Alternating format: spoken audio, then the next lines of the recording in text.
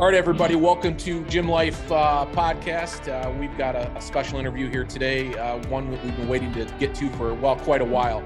We had some opportunity to meet with this guy up in Great Lakes and didn't get quite the opportunity we were hoping for in respect to interviewing him. But without any further ado, strongman extraordinaire, gym owner, programmer, coach. Shawn, you got a lot of titles. Welcome to the show. Thank you. Thanks for having me. Yeah, man, I tell you, we tried to work this out for a couple months because we thought maybe we'll come down and see you. And then all of a sudden you were on the list to be up reffing up there, judging at the Great Lakes. And we thought, okay, that's a perfect opportunity. And little did we know how crazy, awesome, fun, and busy that show was going to be for everybody, because George certainly pulled off one hell of an event. To get back to that real quick, what'd you think of that experience up there? I thought it was great. George always runs a good show. I remember the first show he ran, like I couldn't get over, like everything was like he had it so planned out, per time, and like everything took place right on schedule as it was. I was impressed. And this year was even better with the the cool baseball diamond and everything. Do you do a lot outside of just your strongman training yourself, and we'll get to that here in a little bit. And you also do a ton of coaching and a ton of programming for other guys. But you have a bigger involvement too in the strongman community, because a lot of people look to you to help with these events. I know you just got back from North Dakota with the Pro Women's Worlds out there. This reputation kind of precedes you as a guy who's how do you want to say, kind of you're really one of those guys in the sport that really takes care of the sport. How did that all develop for you, and when did you get into strongman and kind of develop these relationships that you developed? When I got into strongman was early 2011.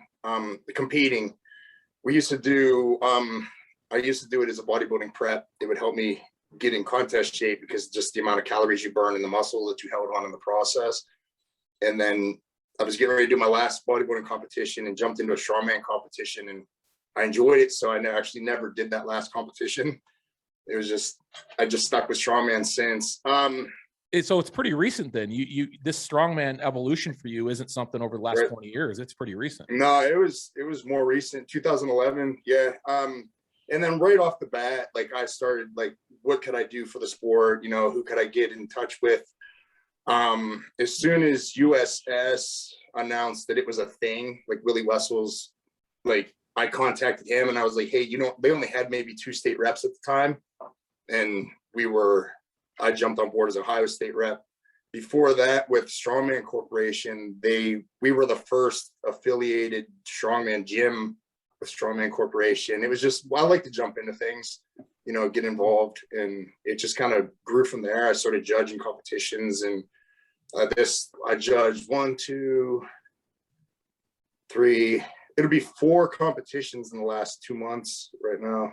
Yeah, you kind of developed that reputation for yourself as we kind of got to know you from a distance, and we were talking about having Shawn Schumaker on the show, and people recognize who you are, not just for an athlete, but as the man you are in the sport, as the guy that is willing to help other guys out, and I think that comes a lot obviously from your fitness background, particularly with your own facility, and like you said, you kind of jumped on the opportunity to work with USS right away, and just another sort of, another bullet in your chamber as far as what you're able to provide and offer the state of Ohio, that is. So yeah, that's something we've noticed. And it wasn't long for us to realize Shawn Schumaker is a guy that everybody seems to know. And I think you have a great reputation in that respect. How's the training coming, Shawn? I want to get on that a little bit, because outside of being that guy in the sport, you're also competing and getting ready to do some things yourself. That deadlift, that static event, right? That's a big one you're looking for right now.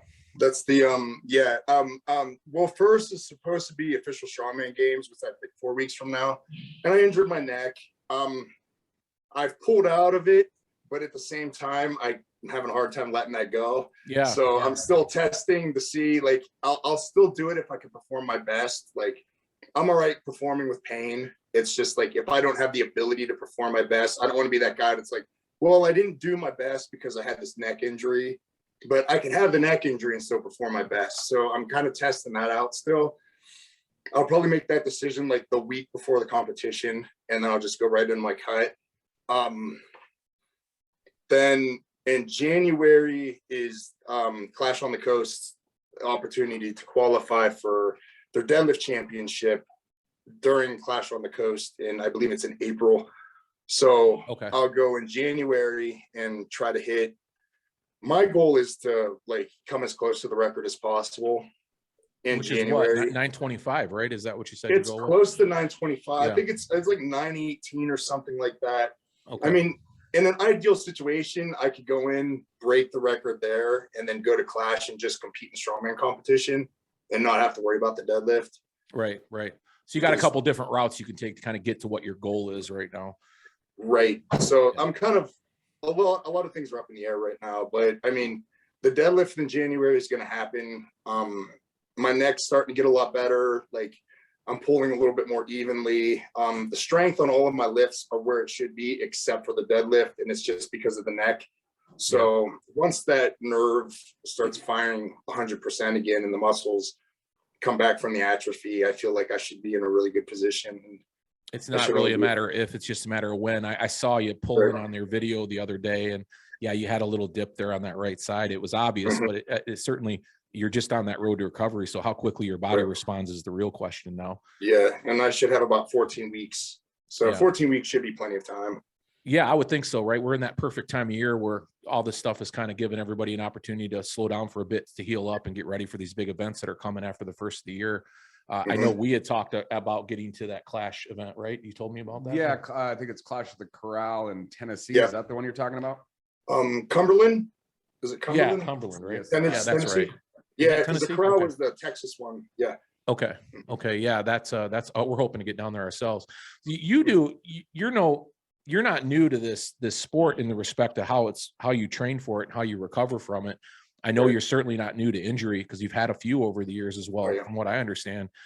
How do you go about, Shawn? And this is a pretty important question because there's a lot of guys out there that are trying to juggle this strongman training thing and make it a part of their regiment, right? I mean, it's a hard thing to dial in. I know when you started or when I started, even prior to that, there wasn't really a program out there for these guys to get accustomed to throwing around implements and expecting their body to recover and get them back in the gym, so to speak.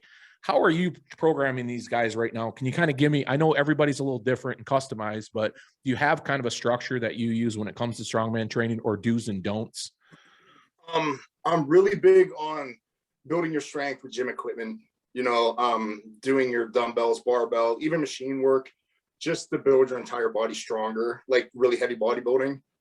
And then saving the strongman events for technique.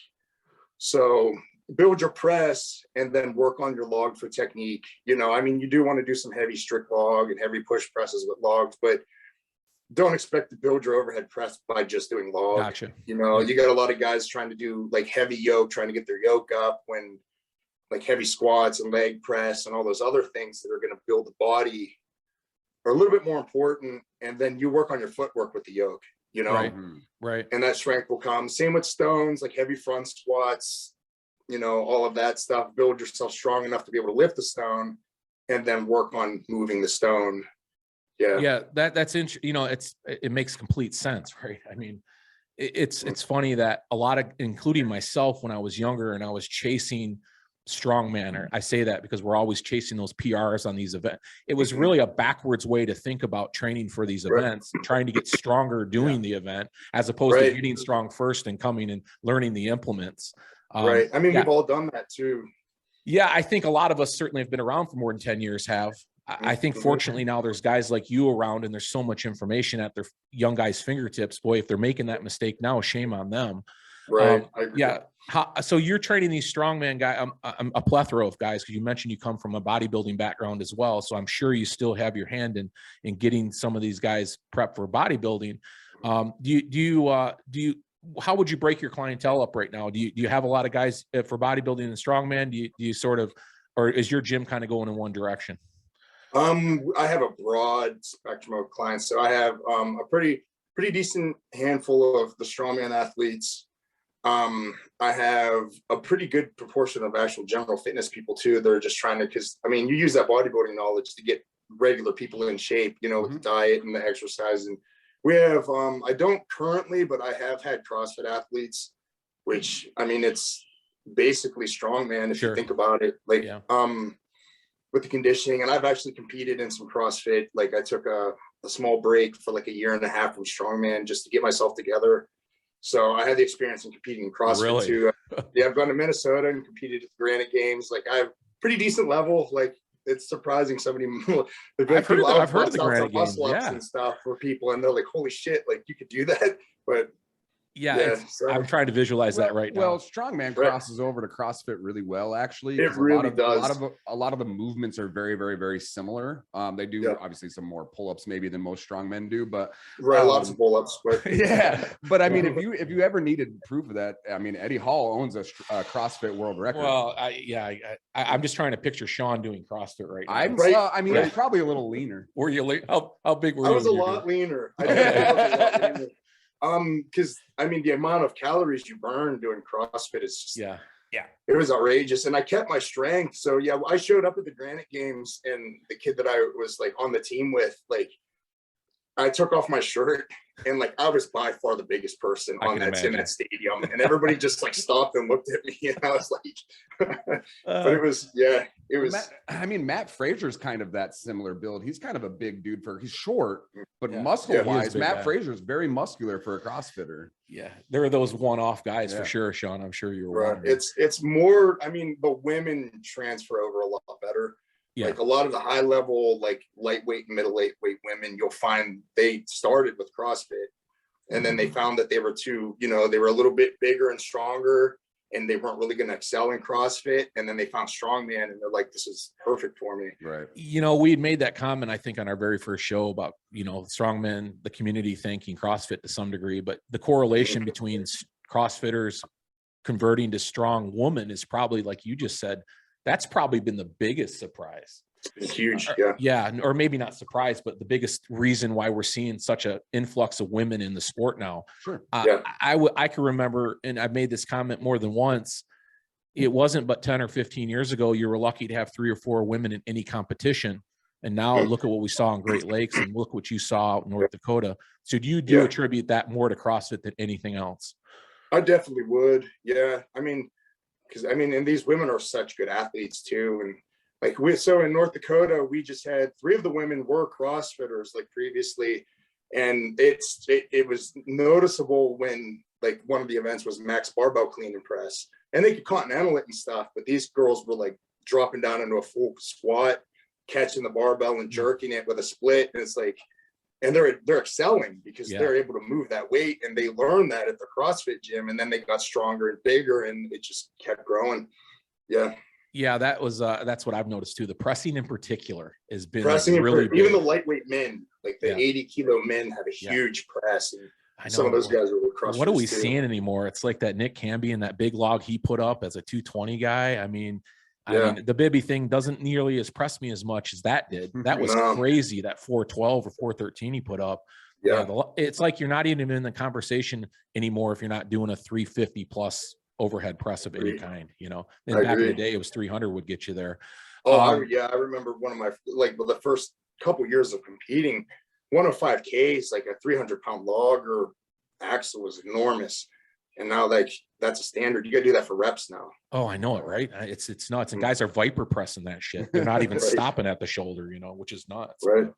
I noticed that that this last weekend when you were at that North Dakota event, I was going to ask you about this because it was a topic we brought up on the show yesterday for our episode. Was it was interesting to me that Pro Worlds, and I don't expect you to say anything negative, but that Pro Worlds that you went to was the same weekend as America's Strongest Woman. Do you think there's a bit of, I don't want to call it infighting between organizations, but they're not really paying much mind to each other. And I think it's watering down some of these events. Do you see that a little bit? I agree with that. I believe the North Dakota competition was put up first, and then like maybe a week later, America's Strongest Woman was put up. I mean, I think it's always during the Olympia weekend as well anyway. But there's definitely a pull back and forth between the two organizations right now. Everybody wants their organization to be the organization, and they're not. It's hurting the sport, because if you were to help feed into the other organizations, it's just gonna, they say rising tide, like everybody's gonna benefit if you let the sport grow. You can't make all the athletes cheers. Yeah, I think ultimately the athletes are impartial. They just want to compete. Right. You know, and I get maybe sometimes if something's a little closer to home, you might grab that event as opposed to another, because this stuff can get pretty expensive to move around and compete at it. But we've noticed that a lot at the level that you're at as well in these pro shows, where you've got the Arnold in the UK, and you've got the Arnold here, and you've got it in Brazil, and then you've got the Clash series, and then you've got the WUS series. I mean, it's just, you're not getting all these great competitors in one spot anymore. It's parting like the Red Sea. What do you think the solution is to that? Is it just collaboration, or is it just got to ride it out till we get enough competitors to do it? I would like to see more collaboration. I think that, you know, like if one organization would say, yeah, my athletes could qualify for your championship through ours, you know, but that would get everybody together. Let the athletes get together. When the first year I did official strongman games, like I've always been a USS athlete because, you know, like I've been part of the organization, and there weren't many other shows around my area that weren't USS. So I just always saw USS athletes. And then I went to official strongman games for the first time, and I met all of these Strongman Corporation athletes. Yeah. And it's like, they're the same people, you know, they're just stuck in another organization, and neither organization would allow their athletes to be fed into the official strongman games. We ended up there anyway. Yeah. So why not, you know, make them the money off of the athletes and feed into that organization? Yeah, I'm hoping there's a little bit more forethought put into the collaboration aspect of it, because I think as a fan of the sport now myself, and other people that I've talked to, when you see something like the America's Strongest Man, for instance, and not that I'm giving any of these guys any disrespect, I couldn't tell, but I knew one name. Right. You know, and I feel like, and I talked to Robbie about this yesterday, being a former strongman myself, that I would think there used to be some pride in competing in that event. Like, I know, I get it. Brian Shaw doesn't compete in the America's Strongest Man anymore. It's no advantage to him. I get that. But there's this plethora of other guys, like over in Britain right now, they're doing UK's Strongest Man here, I think next weekend. Every one of those big fuckers is in that thing. Right. The Stoltzmans are, all the other guys are Bishops in it. All these guys are in that, and they take pride in that. I just wish we had that same thing going on over here here in the United States. And I hope that collaboration is the thing that's going to tie it together. But do you kind of notice that as well? Yeah, I noticed that for sure. Yeah, the American, like they're more likely to do a show put on by an overseas organization in the United States. You know, like official strongman games, like he's got a ton of high level athletes signed up, and like people are flying in from overseas, and like American organizations could do that. They just won't. Like they won't. I don't know. They just, and I think they're worried about their organization. Yeah, I think there's a little bit of pride in your organization. From an owner's standpoint and all that, and I totally get that. And even as an athlete, you know, maybe you have your preference, and I totally get that too. But as a non-strongman competitor, as a consumer, you know, and as a marketer, a guy that, you know, I have a degree in finance and marketing. To grow this sport in the United States, we have to have, for the next 5-10 years, all the greatest athletes in all the greatest events. Right. You know, and I think that somehow getting these organizations together, or at least, like you said, either feeding into each other, or at least just recognizing each other, like, hey, you go, like powerlifting, right? I'm not a member of one organization. I can be a member of USPA, I can be a member of USAPL, I can APF, WRPF, it doesn't matter. I can be a member of all of them. And as a strongman, I imagine you can too. So, you know, just having a little bit of recognition of each other's events, so that athletes can go to a USS event and Strongman Corp event, and we can get the best of the best in all of these biggest shows, you know, from a consumer standpoint, is the best way to do it, I think. And they don't even have to like each other. Just coordinate the events. Yeah, I would hope that's the direction we're going in. Let me ask you something about OSG real quick, because you mentioned that, and I want to make sure that I'm getting my information right, because all this stuff kind of is a little like scattered, you know. These OSG guys that are they're not contracted with OSG, right? They could still compete at other places. Right. Yep. So it's there's an online qualifier in the United States. There were some shows, but COVID kind of ruined that. So to qualify in the United States, there's an online qualifier, and there's one in Europe. but there's a competition, I think, still in Europe that you could do, but the online qualifier is basically qualifying everybody right now for it. And it's, you don't have to there's no organization fee or anything. You just sign up for the competition once you're qualified. What do you think about the future of online qualifiers for like big events like OSG? Like, we know COVID kind of forced that to happen, right? So what about going forward? Because we talked about on another episode, how do we get legitimately the strongest athletes? Because a big thing in our show is, like, we talk about gym people around the world that may not even be a strongman athlete, but you ran into that one guy that has a monster overhead press and nobody's ever heard of him or something like that. What do you think about doing online qualifiers kind of as a normal to see really getting the strongest men in one area to compete? Do you think that's I think there's a good place for it. Like, I think it could get a lot of people that don't have access to the competitions. I still think the best way to get in is an actual competition, because you need that experience. You need to know how to, conduct yourself in a competition and hold it together and make it through the competition and perform the entire day. But at the same time, there are a lot of people that, have a hard time getting there, and they have the strength. And if they could, prove that they could at least set the standards, they could meet the standards, or, even be better. I think there's definitely a good place for it. Yeah, that's a good point. I didn't think about that when we were talking about that. The experience of competition would often be lost in that. And that's essential, right? If you can be the strongest guy in the world, as we know, but if you don't know how to get through a competition, you'll be shit in the bed by the second event. So this is true. And I've seen it happen so many times.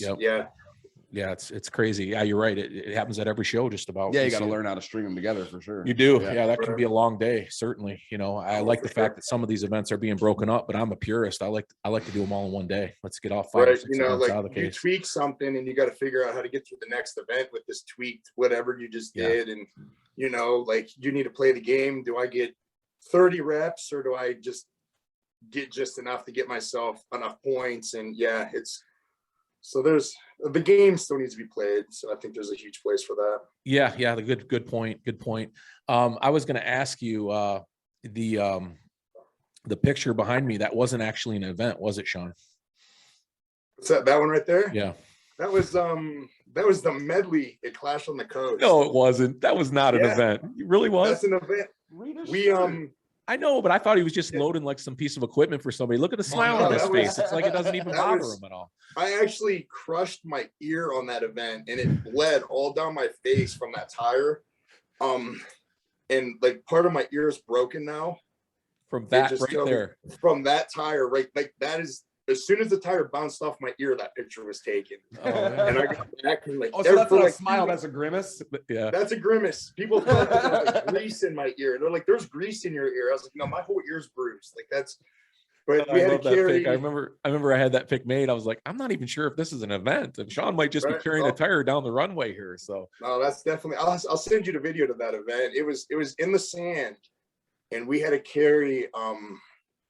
It was a 50-gallon drum, but it was the plastic ones.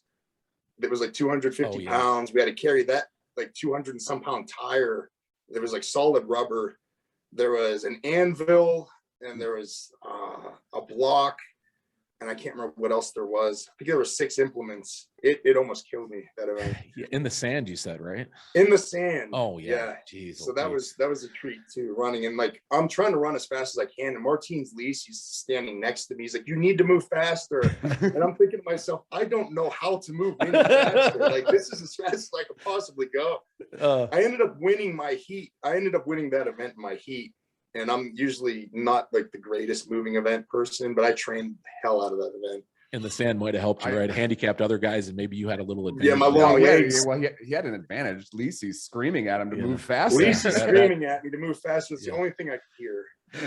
That was a fun event, wasn't it, Shawn? I thought that was great that they televised that. And I think it's awesome that just in that whole area down there in South Carolina, right? That's where it was at. Yeah, it was Hilton Head. Yeah, that was nice. What do you think about these?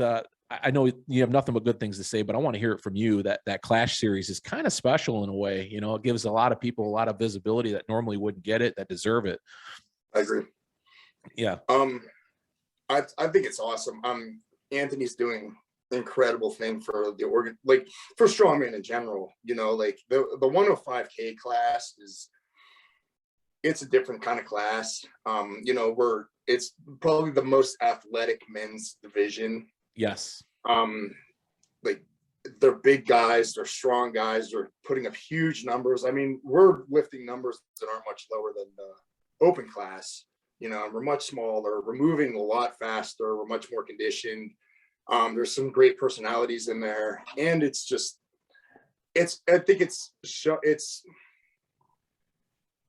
opening a lot of people's eyes to strongman in general. You know what I mean? Because they're starting to know these athletes and just getting those personalities out there. And, you know, like I've picked up a lot of people that just follow me now as an athlete. And I never expected that to ever happen, you know, competing in strongman.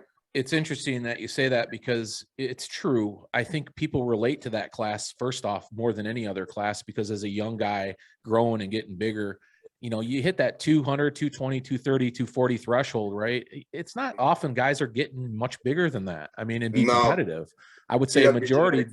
Yeah. It's right. Yeah, it's crazy to me, but it's not crazy to understand how much that class is respected, because you're right. The strength pound for pound is, well, it's the best class as far as I'm concerned. I have no bones saying that at all. Who did you grow up watching as a strongman? Who inspired you to get into the strongman sport? You know, that was the thing. Yeah, I started watching strongman as a little kid with my dad. Like every time I came on TV, I'd sit and watch strongman. And like my biggest thing was the Drunus. Like I always thought that like, you know, right there in the beginning, like he was good. And like he had you know, fighting off Marius, and then like, and he's still going today. Like his longevity and his ability to just stay at the top of the sport for as long as he has just been, because, you know, you get people to like light it up real fast. They destroy it for a couple of years and then they're done. And that's he's a perfect example of longevity. You mentioned he started out as a bodybuilder though. I'm curious. So when you were doing that, what did you have a competition background at that point? Had you done a few things?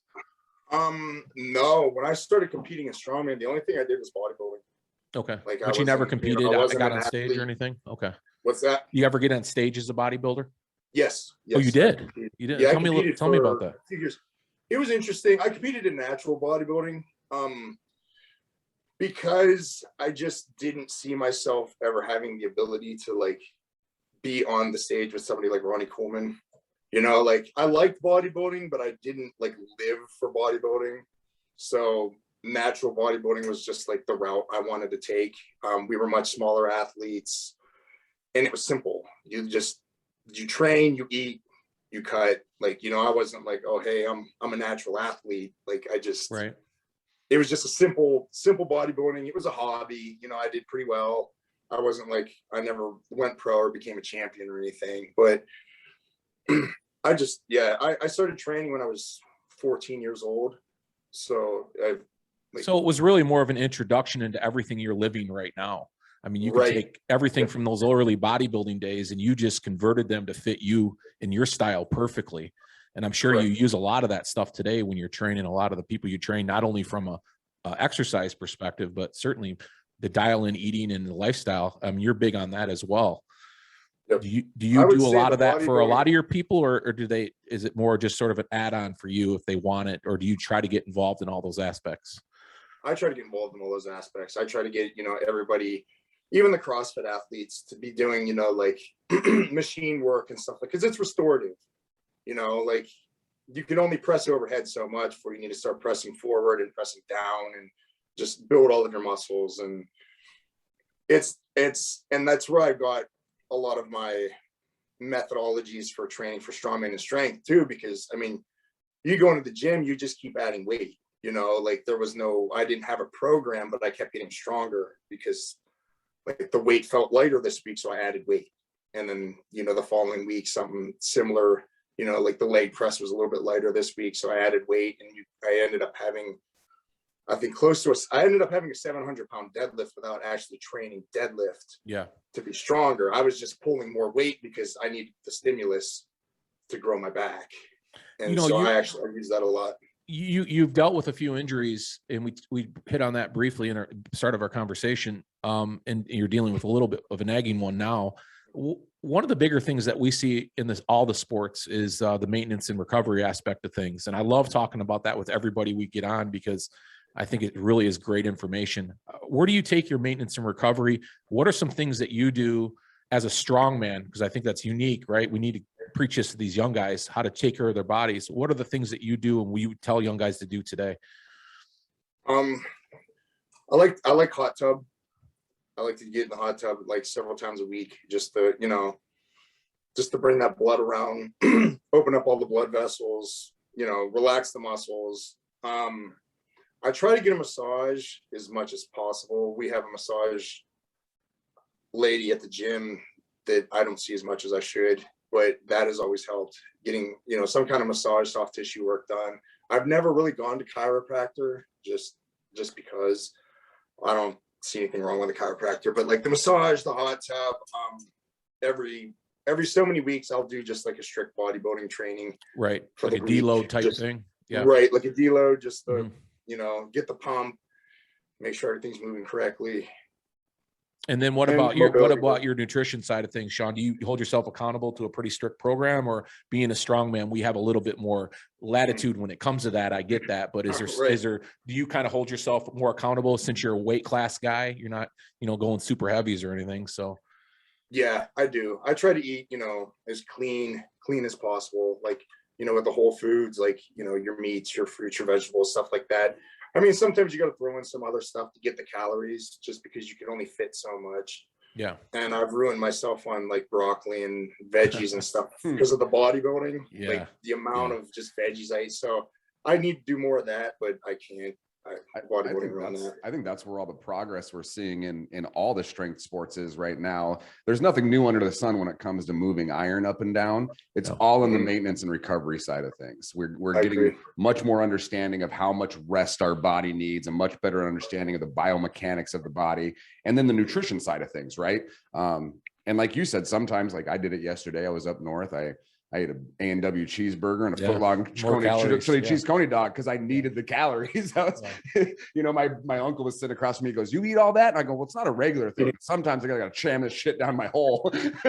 Right. Yeah, I think there's something that's said about the sports we love right now too. Not that I don't love the bodybuilders out there, but powerlifting and strongman does give us a bit more latitude in enjoying some food from time to time. Does. I did talk to, Nick's a buddy of ours here at the show. I know Nick, and the same circles of friends. One thing that I guess I don't want to say shocked me, but I was a little bit surprised to hear how many guys weight cut now to get down to that 105 class. Do you do that, Shawn? Do you cut weight into the show generally, or do you try to go in? I usually weigh in the low 140 or 240s. I usually walk around 240 pounds. As I get closer to the show, I'll back off a little bit. So I'll be like, 235 to 240. That way I can ideally get up, not eat breakfast, and maybe take a hot bath, and then I can walk into the show and be at weight. I don't like the big weight cuts, just because I've seen lots of guys. I mean, there were guys at Clash that cut from about 260, to hit that 231 weight, and that's just, I mean, it's so hard on your body. Yeah, there's some guys that are really good at it. I think Nick's one of those guys. But there's some guys that, I think we saw it actually up north at the show. Well, I'll leave those names to myself, but I did talk to a couple guys that didn't necessarily perform like they wanted to after that big water cut, so to no surprise, I never correlated big cutting to strength ever. And I was surprised to hear that when guys were saying they were doing stuff like that. But I guess in a lower weight class, if you're not a super heavy, and I guess there's a little bit of that, but I think I'm more on your side of things. Walk into it a little bit closer so you don't have such a severe cut. Try to stay. Yeah. Plus, the cutting weight's just miserable anyway. Like, you don't want to be dehydrated and thirsty and travel. And it's just, I'd rather not. Yeah, I'm with you. I mean, that's why we're not into bodybuilding, I guess. So, living in a constant cramp. Yeah. Oh, right. No kidding.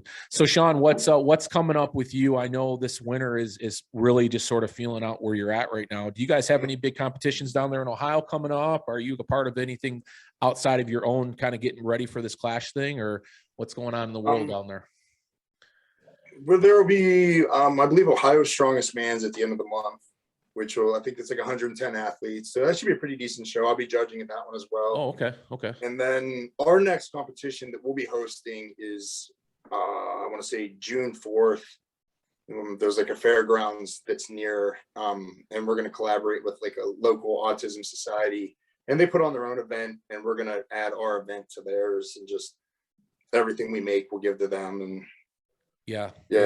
What so that Ohio oh, by the way, Shawn, just in case you didn't know, I actually won the Mr. Ohio Strongman competition one year back in like 1927. But is your name on the trophy? It is. I got the trophy at home. I got the Ohio Strongest Man. I went down from Michigan just to win it. You're gonna have to post it on the Instagram. I will. I'll find it. It's at my ex-wife's house, but I'm sure she'll give it. It might be broken into pieces, but she might give it to me. Who hosted that one? Do you know? I want to say it was Slater. He was a part of it. I know who's the other guy at the time down there. I think it was, I want to say Slater had something to do with it. I'm not sure. I think he was the rep. He was the rep for a while. Yeah. Anyhow, it was the same old faces back then. Aaron was down there. It was back in that Fenton crew when we used to compete down there, and you get the guys from Michigan to come down and hang out with those Ohio guys and I think at that time, honestly, you said 110 people. And when I did that show a couple times, at best, we had 35 or 40 at best. It's a whole different world out there right now. Yeah. So it's good to see. I think maybe we might want to come down to that show. That's why I was asking. Well, I mean, reigning Mr. Ohio needs to go down. Well, I should probably go down with the trophy and show it off. Yeah, exactly. Yeah. That's indoors, right? Yeah, that should be an indoor show. Yeah, I would hope so. Yeah, I think they rented out a facility, so it'll be pretty good. Yeah, I think the only show that I've ever heard of, you remember John Beatty's old show that he used to do, the Snowman Classic down in Illinois? Yeah. And they actually did it outside a couple years in the middle of January. I mean, I guess we don't see shit like that anymore, but man, that was coming up in here. West Virginia. I'm pretty sure the Christmas one up here is outside. Is it really? God damn. Oh, wow. That's a different way to compete. Hey, I was going to ask you about some event stuff, Shawn, because this is something that I've noticed lately that I don't see a lot of anymore. Are tires purposely being left out of shows right now because of injury? I mean, I don't see tire flips and I don't see stones in any of these shows anymore, it seems. And I know they're there, but the ones that I've looked at, what's your thoughts? Yeah, I haven't seen much tire. I believe tire is being left out because of injuries. So World Ultimate Strongman had a competition. They were calling it the World's Strongest Medley, and they invited all of the Clash finalists to go down to Florida during the Half Thor fight and compete in this medley. And it was just like they were going to run it like a bracket, and it kept getting heavier every time you went through. And tire flips was one of the event, and I had partially detached my left bicep, so I didn't go because of that.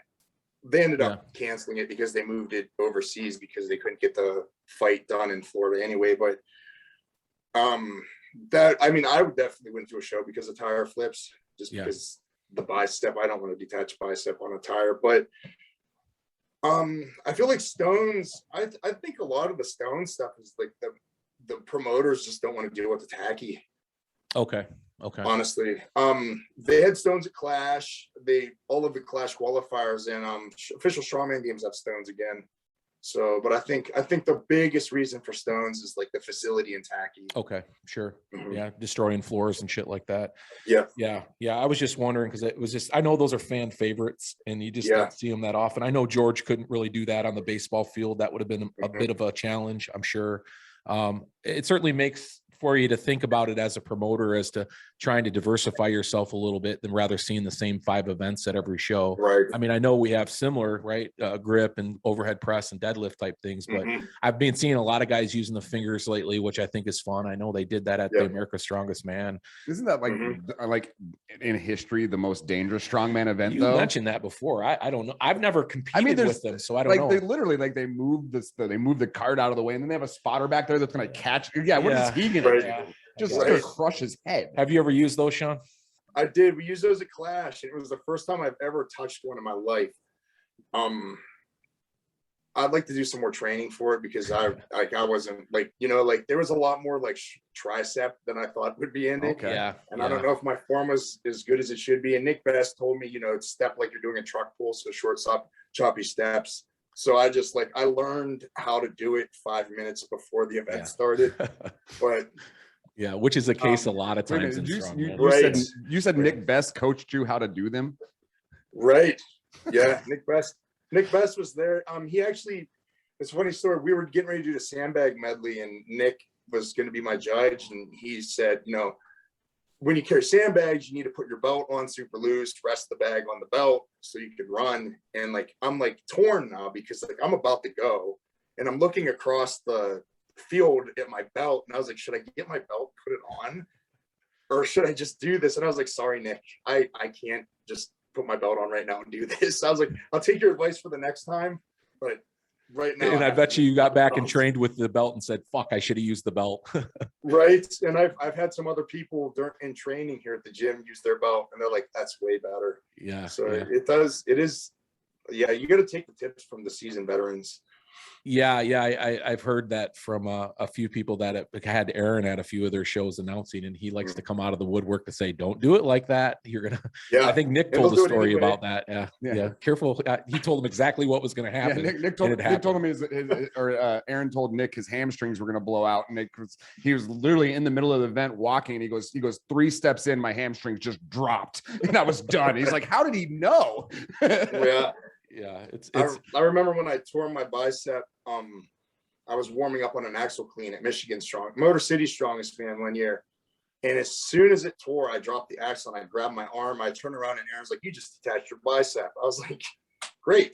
Yeah, like he knew that I detached it just by my reaction before I even knew that it happened. But yeah, Aaron should know. Aaron's he's half man and half cyborg right now. I think he's had so many damn injuries over the years. I was just surprised to see he's still in shape when I ran into him up at Great Lakes. But there's a character for strongman, right? We got some really interesting characters. Aaron's one of them. We love Aaron to death, and he's an old friend of mine. I know you guys go way back, huh? Did you legitimately beat him in that Thor hammer hold, or did he just give up on that? You know what? I don't know. I'm going to say that I legitimately beat him, whether he gave up or not. Yeah, I've known Aaron right from the beginning, actually. Yeah, he was one of the first people I met, and we just hit it off. Like as soon as we met, like we just got along. He always MCs at my shows, so whenever I run a show, he'll come down to Youngstown and be the MC for me. Yeah, so he's like a staple now. Have you guys ever competed together at the same show? I've never competed with Aaron. Yeah, because he's always done America's Strongest Man, and until this year, amateurs couldn't. And I just, I never pursued that pro status because, I mean, really, what is a pro competitions without it right now? Yeah, that's what I was going to say. Really, I was going to ask you that. I'm glad you brought it up. I mean, really, what is a pro status anymore? I get it. I would love to be called a pro at something, but but I mean, really, what does that status get you anymore with all these invites and stuff in the open nature of these competitions? And what are your thoughts on that? Do you think it should be a little bit more specific, or are you okay with the way it is? Honestly, I'm okay with the way it is because that allows the best athletes to actually get together. Like I never really, I just personally never really wanted to do a nationals. Like for no other reason than I just didn't want to. And in order to to get through that pro, you have to go through a nationals. But like, I'm interested in the official strongman games and the Clash on the Coast and stuff like that. I feel like, I guess the reason I never want to do nationals is because everybody's trying to get the pro card at nationals. And that just wasn't the goal.